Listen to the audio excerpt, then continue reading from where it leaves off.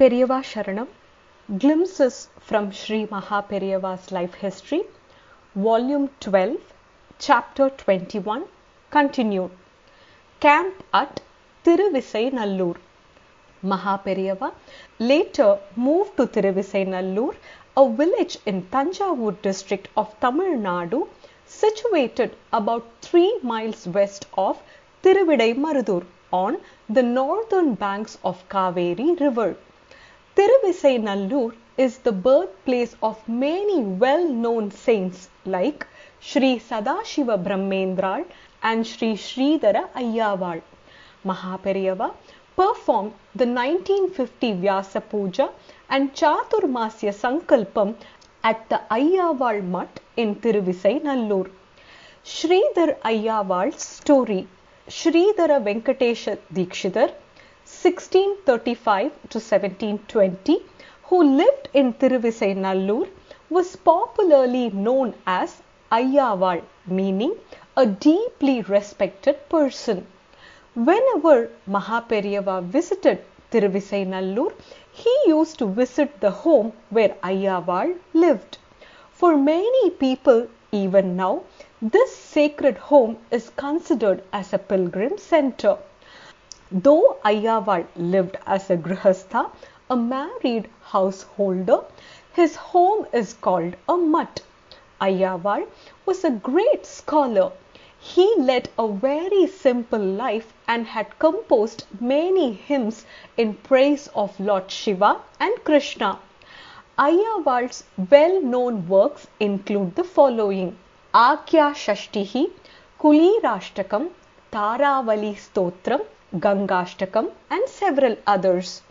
In one of the verses of Akya Shashtihi, Ayyaval says, "Your devotees may be said to be greater than Shiva, because with an angry mind Shiva vanquished Kaman, Lord of Passion, whereas your devotees destroy both passion and anger." There are many interesting anecdotes related to the miraculous powers of Sridhara Ayyaval. It is said that once in severe drought conditions, Ayyaval brought rains through prayers in his composition of Kulirashtakam. In another instance, Ayyaval composed Gangashtakam and brought the holy Ganga waters to the well in his home. Even now, this incident continues to be celebrated every year in Thiruvisainallur at Ayyaval Mutt. It deserves to be narrated.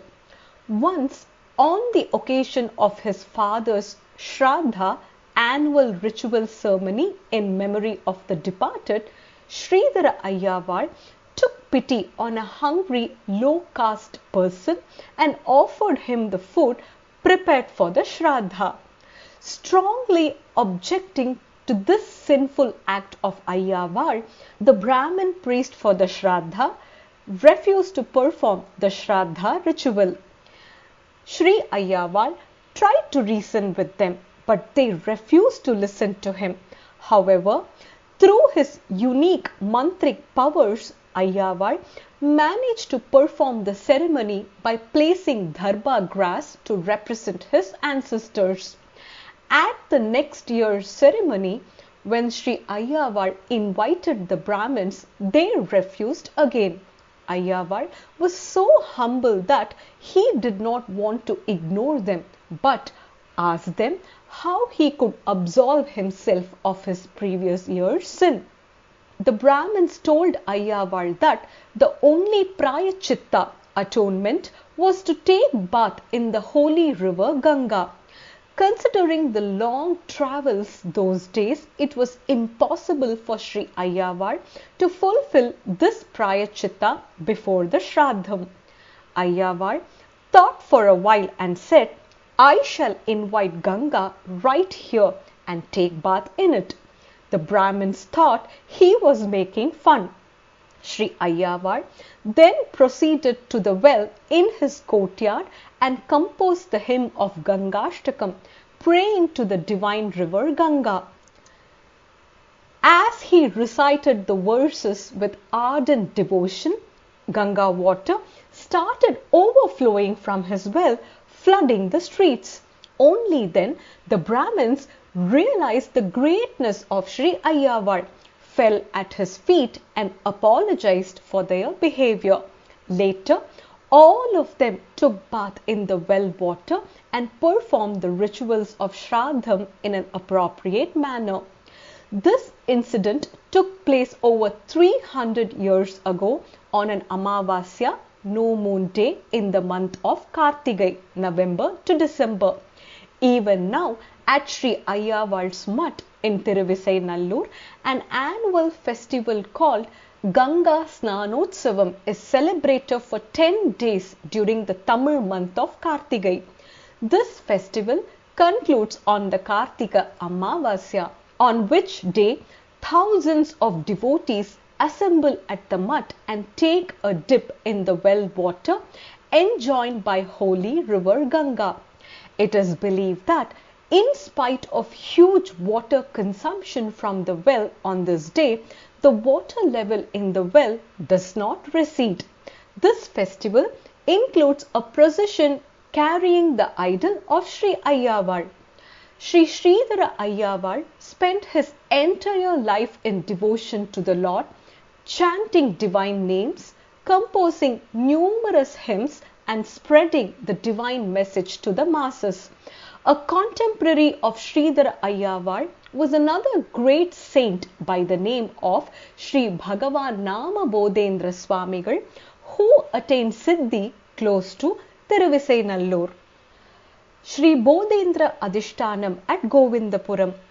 Govindapuram is a small village located about 2 miles east of Thiruvidai Maradur and about 7 miles by road from Kumbakonam going towards Mayiladurai. It is a beautiful village on the southern banks of river Kaveri with lots of tall coconut trees and banana farms.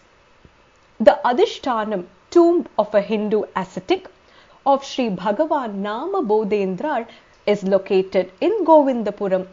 Sri Bodhendra was the 59th Shankaracharya of the Kanchi Kamakoti Peetham. He was a senior contemporary of Sri Sridhara Ayyawar. Sridhara Ayyawar worshipped Sri Bodhendra as his Jnana Guru and composed a few hymns on Bodhendra. Sri Bodhendra was born in Mandana Mishra Agraharam of Kanchipuram. His father's name was Keshava Panduranga. Bodhendra's former name was Purushottamar.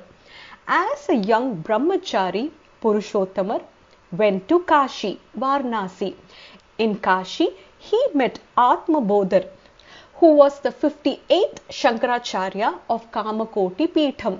Sri Atmabodhar was highly impressed by the discipline and scholarship of young Purushottamar and accepted him as a disciple. Responding to Sri Purushottamar's desire, Guru Sri Atmabodhar granted him Sannyasa Ashramam, sainthood. Purushottamar thus became Sri Bodhendra Saraswati. Later, both the Guru and the disciple returned to South India and stayed for some time in the city of Kanchipuram. While Sri Atmabodhar was travelling on the banks of Tenpennai river, he attained Samadhi at a place called Vadavambalam. Consequently, the disciple Sri Bodhendra Saraswati became the 59th Shankaracharya Swamigal of the Kamakoti Mutt. To be continued, Periyava Sharanam.